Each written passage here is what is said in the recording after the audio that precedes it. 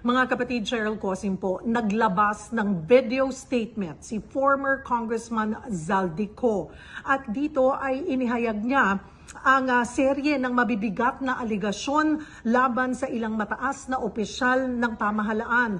At kabilang po dyan na idinadawit niya ay ang Malacanang, ang palasyo, kasama umano si Pangulong Bongbong Marcos, maging si dating House Speaker Martin Romualdez at Budget Secretary Pangandaman. So narito po ang pahayag niya, narito po ang kanyang video statement. Alam ko na buo ang galit ninyo sa akin ngayon. Nauunawaan ko rin kung bakit. Lalo na at malaki ang halagang nakataya. Pero bago kayo humusga, hayaan ninyong ipaliwanag ko ang buong katotohanan. Matagal akong hindi nagsalita dahil may direktang utos sa akin.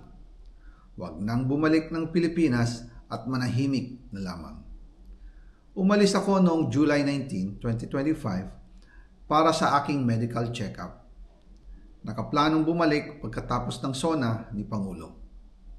Pero habang papauwi na ako, tinawagan ako ni dating Speaker Martin Romualdez at sinabihan, "Stay out of the country.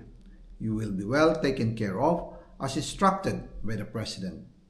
Noon naniniwala pa ako sa kanila, kaya't hindi ako bumalik.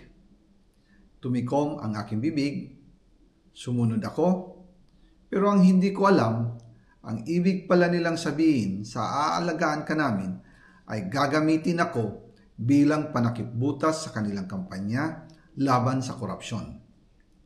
Ginawa nila akong poster boy ng kanilang sariling kasinungalingan. Ngayon, hindi na ako mananahimik, ilalabas ko ang lahat ng katotohanan. May resibo, may ebidensya at may pangalan. Nagsimula ito nung tumawag si Sekmina Pangandaman sa akin nung nag-umpisa ang BICAM process last year, 2024.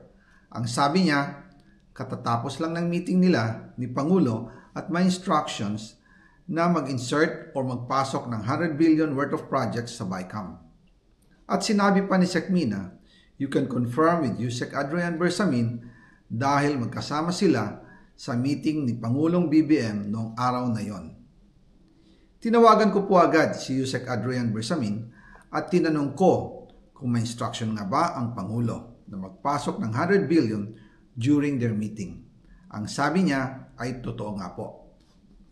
Right after our conversation, tinawagan ko po si dating Speaker Martin Romualdez at nireport ko ang instructions ng Presidente